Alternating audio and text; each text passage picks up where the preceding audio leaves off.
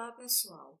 Vamos agora ao vídeo com dicas sobre como manter uma conversa fluindo. Por vezes é comum que experienciemos as seguintes situações. Faltam-nos palavras para dizer. Nós constantemente somos acometidos pelos famosos brancos no meio de uma conversa. Experienciamos o constrangimento dos silêncios que nos causam desconforto quando pensamos em nos aproximar de alguém para puxar uma conversa. Realmente não saber como manter essa conversa fluindo. E isso faz com que nós não nos sintamos confiantes o suficiente para puxar uma conversa, principalmente quando essa conversa precisa ser com uma pessoa estranha. Bem, mas a verdade é que uma conversa ela possui uma certa anatomia.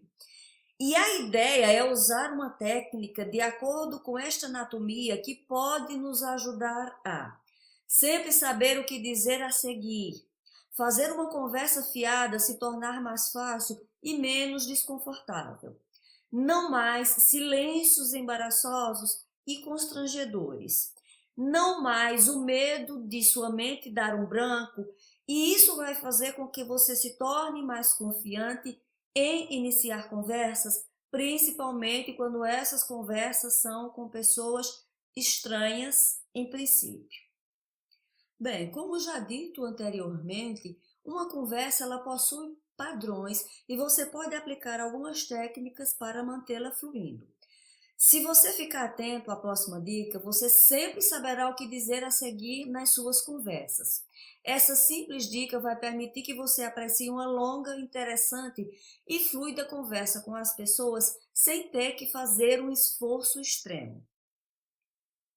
Bem, após o básico, como você está e outras declarações introdutórias estiverem terminadas, e uma vez que você agora se sente energizado com a reciprocidade e alguma curiosidade natural sobre a outra pessoa, você começa a conversar. Um conceito muito útil e que eu gosto de usar é uma técnica simples e ela é chamada de Conversation Thread. Não conheço nenhuma tradução para esse termo em português, mas nós poderíamos dizer que isso é um encadeamento de conversa, um fluir, um desenrolar em uma conversação. Pelo menos esse é o que eu acho que mais se aproxima do que seria uma tradução em português. Ela é uma técnica simples, porém bastante eficaz. Ela é muito recomendada por diversos autores de best-sellers em habilidades sociais. Porém, esse não é o principal motivo pelo qual ela é uma técnica eficaz.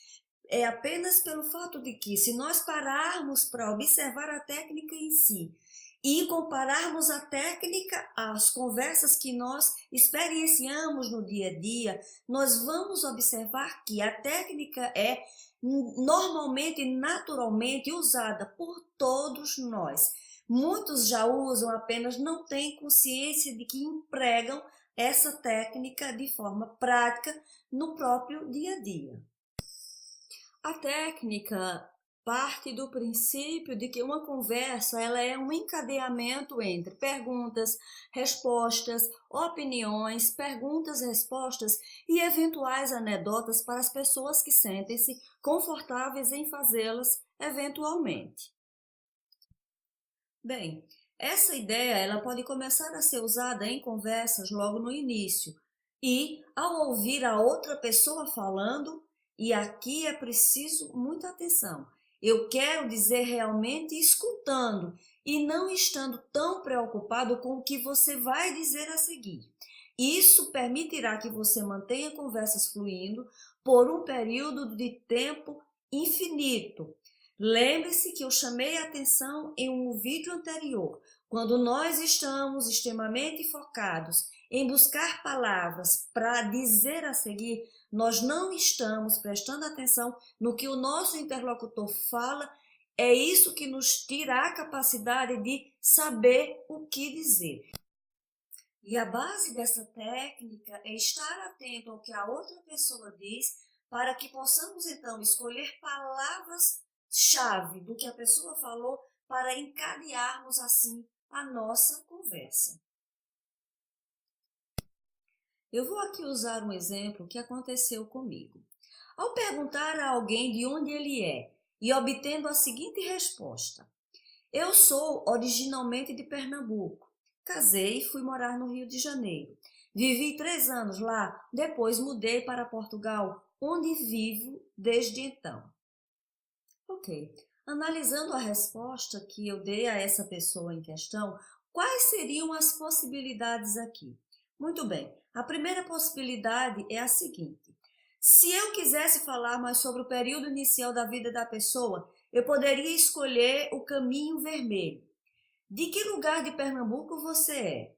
Eu sou do Pará, mas passei a minha infância indo constantemente passar férias em Recife, pois tinha família muito próxima lá.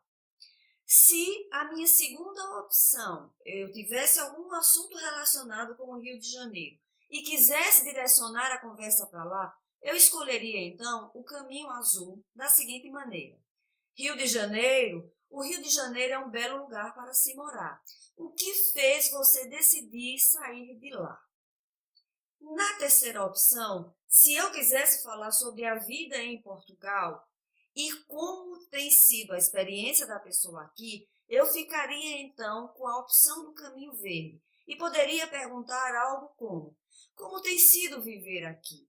Eu gosto muito de vir cá passear e eu tenho pensado seriamente em me mudar definitivamente para viver cá. Bem, embora muitas dessas respostas do exemplo sejam de fato perguntas novamente, a chave para uma boa conversa é um equilíbrio entre perguntas, comentários e anedotas. Claro, se você se sente confortável em fazê-las. Muitas perguntas e depois de um certo tempo a outra pessoa vai se sentir como se estivesse no meio de um interrogatório. O cenário anterior, ele foi extremamente afortunado para a pessoa que fez a questão, porque em todos os 3 lugares mencionados, a pessoa tinha relação com os lugares e poderia ter como retornar à minha conversa. Em outros contextos, no entanto, você pode sentir uma certa dificuldade em encontrar o ponto a partir do qual encadear a conversa. No exemplo a seguir, nós vamos tratar de uma questão que poderia ser feita, por exemplo, a alguém sobre o que ela fez no final de semana. A pessoa respondeu o seguinte: eu fui fazer trilha no sábado e depois limpei a minha garagem no domingo. A progressão óbvia para o roxo nessa questão seria perguntar: onde foi a trilha desta vez? Para o laranja, há várias direções em que a conversa poderia ser feita. Você poderia, por exemplo, perguntar: conseguiu organizar tudo? E fazer o seguinte comentário: quanta disposição? E depois a pergunta: você está planejando uma venda de garagem? E assim sucessivamente.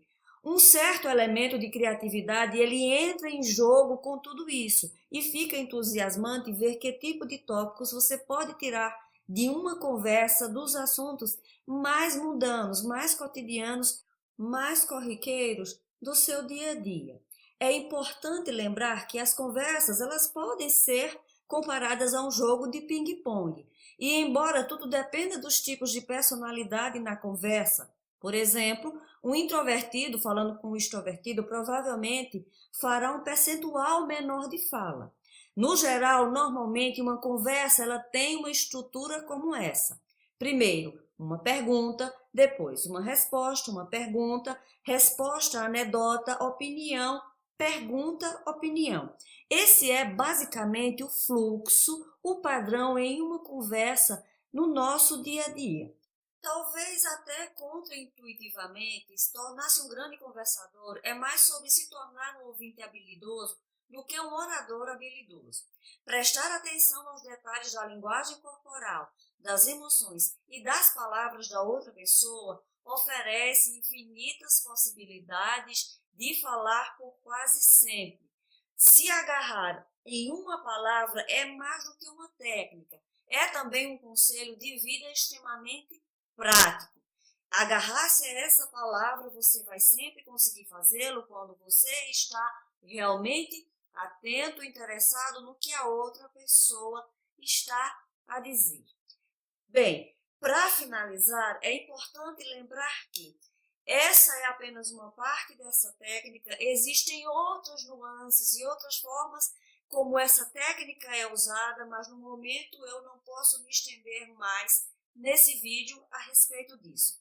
Bem, fico por aqui, vejo vocês no próximo e último vídeo da nossa série, que é sobre como finalizar uma conversa. Muito obrigada, beijos e vejo vocês lá!